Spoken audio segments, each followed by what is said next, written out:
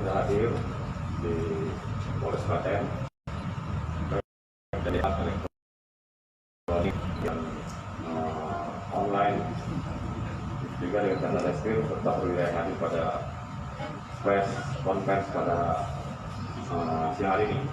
Baik rekan-rekan, kami dari Polres Klaten, jadi Satuan Reserse Kriminal Polres Klaten yang di bawah pimpinan data reskrim sudah berhasil mengungkap kejadian pembunuhan yang terjadi di Desa Borangan, Kecamatan Manis Renggo, di mana kejadian ini kita perkirakan antara pukul 8.30 sampai dengan pukul 9. Pada saat itu ada seorang laki-laki yang berbaring di TKP, kemudian ditemukan oleh warga, dan pada saat ditemukan oleh warga dilaporkan ke desa, dan desa melaporkan ke pihak kepolisian. Kemudian Polres dan kemudian Polsek Manis Renggo turun ke TKP ya, untuk melakukan atau mengecek kebenaran daripada informasi tersebut. Setelah anggota kita tiba, ternyata benar yang kita dapati seorang laki-laki yang identitasnya adalah Paktan Nur Rizkya, yang berusia 24 tahun, yang bertempat tinggal di Desa Kadilajo, Kecamatan Karangnongko. Kita temukan dalam keadaan meninggal dunia, kemudian motornya juga terbalik, ya, terjatuh dengan leher tersayat pisau, ya, lehernya tersayat pisau. Setelah itu kita lakukan olah TKP, ya, kita lakukan olah TKP karena perlu saya sampaikan juga, TKP ini sangat gelap, ya, karena TKP ini di tanggul, ya, jalan dam, Dukuh Kedusan, sangat gelap, tidak ada penerangan sama sekali, dan kemudian juga kanan kirinya sawah, sehingga kita tidak mendapatkan saksi pada saat di TKP. Kita yang mengolah TKP berdasarkan visualisasi atau penglihatan kita terhadap korban maupun barang bukti yang ada. Setelah kita lakukan TKP, kemudian untuk korban kita bawa ke rumah sakit untuk dilakukan otopsi.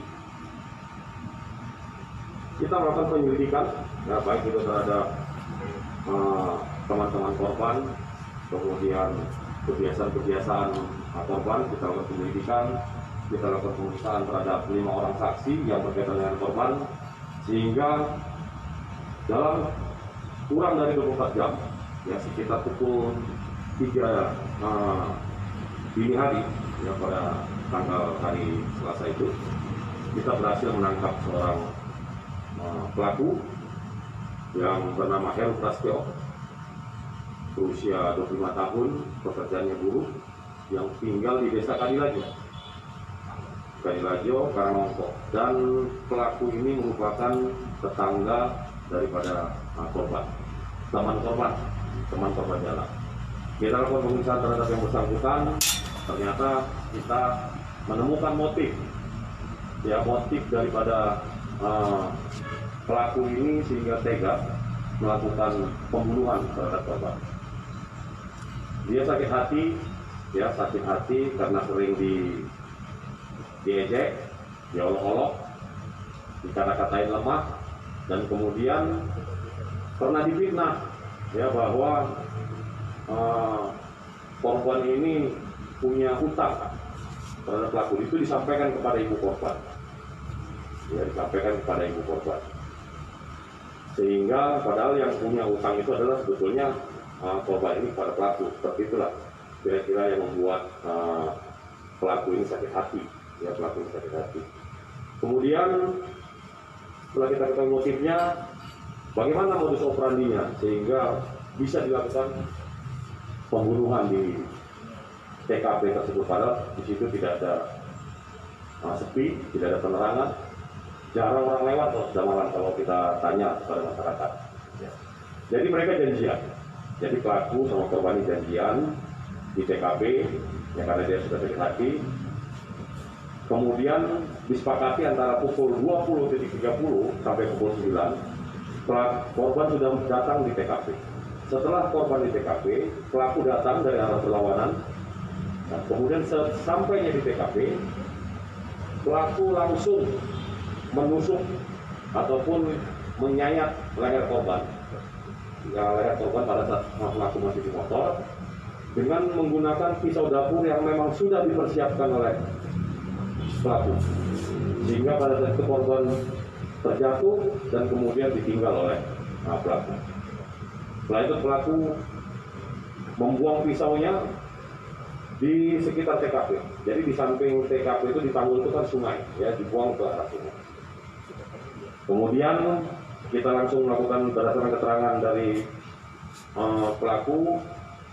Hari itu juga pagi itu juga kita melakukan pencarian terhadap barang bukti dan kita menemukan barang bukti pisau tersebut yang masih ada lumuran darah. Nanti akan kita tunjukkan. Setelah itu pelaku kita tetapkan tersangka dan saat ini pelaku kita proses dengan pasal pembunuhan berencana, ya, juga pasal 338 atau pembunuhan. Kenapa pasal berencana?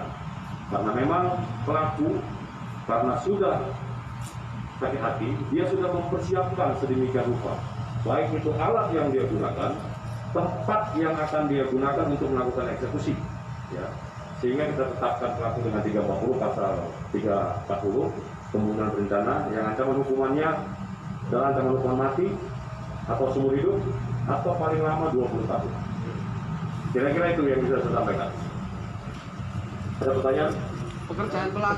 Pekerjaan pelaku guru lepas. Guru ada lepas. Ya.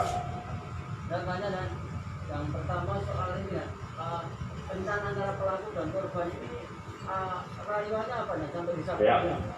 Rayuannya mereka akan membeli pil penenang. Jadi ditawarin itu pil penenang. Sehingga korban ini datang karena ada disampaikan mau diberikan pil penenang, dia datang dan kemudian pelaku datang. Nah, pada saat dia parkir duduk-duduk di handphone, menurut keterangan dari pelaku, ya korban ini datang parkirkan motornya, dia duduk-duduk di motornya dengan bermain-main handphone. Kemudian pelaku datang langsung disayat lehernya dan korban jatuh, kemudian pelaku pergi meninggalkan TKP. Seperti itu. Barang yang hilang dan untuk sementara ya kita lagi penyelidikan, ada handphone dan dompet yang belum kita temukan. Ini masih kita lakukan penyelidikan terhadap keberadaan daripada handphone maupun dompet tersebut. Untuk pisau dan pisaunya kan untuk dari mana dia dapat, dibawa dari mana? Kalau pengakuan daripada pelaku dan kemudian sudah kita cross check ke orang tuanya bahwa itu adalah pisau dapur dari rumahnya. Jadi artinya apa? Artinya memang itu sudah dipersiapkan, alatnya dipersiapkan, kemudian tempat untuk nanti dia mengeksekusi itu juga sudah direncanakan. Kira-kira seperti itu. Ya, setelah melakukan kejahatan itu pelaku itu melarikan diri atau ikut dalam kerumunan itu atau seperti apa? Pada saat itu ya, jadi setelah dia melakukan, dia cuci tangan itu kan di daerah sawah, ya, karena dia di daerah sawah. Setelah itu kita lakukan penyelidikan bahwa dia ada di rumah karena dia merupakan teman korban. Tadi saya sampaikan bahwa kita melakukan penyelidikan terhadap teman-teman korban. Kita menemukan beberapa informasi bahwa pelaku ini merupakan teman korban, sehingga kita ambil di rumah, kita interogasi dan kemudian kita bawa ke Polres. Seperti itu. Saya kira cukup ya. Nanti lebih lanjut ya sama Pak Kasar SP. nunjukin barang bukti dulu dan. Ayo dan. Ayo. Duduk. Duduk manis. Jadi ini pisau yang digunakan oleh pelaku. Ya, kalau orang tuanya tadi katanya memotong tempe. Buat memotong tempe. Kita sudah sekarang. Nih. Oke. Bone goleki. Ini masih ada lumuran darahnya dan ini akan kita kirimkan ke lapor ya untuk kita cross check. Oke.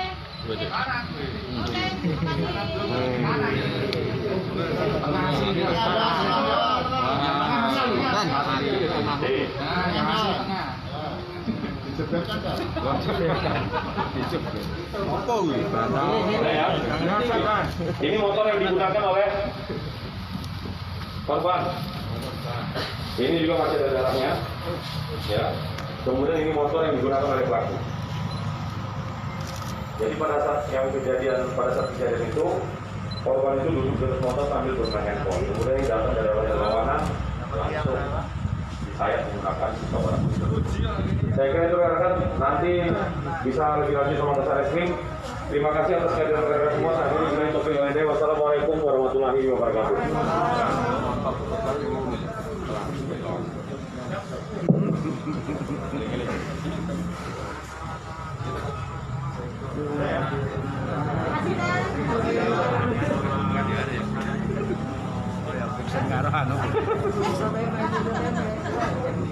Ada yang mau ditanya enggak ya? Cukup ya? Sudah cukup. Ya, lanjut untuk tersangka silakan dibawa di dekat sepeda motor untuk ambil dokumentasinya.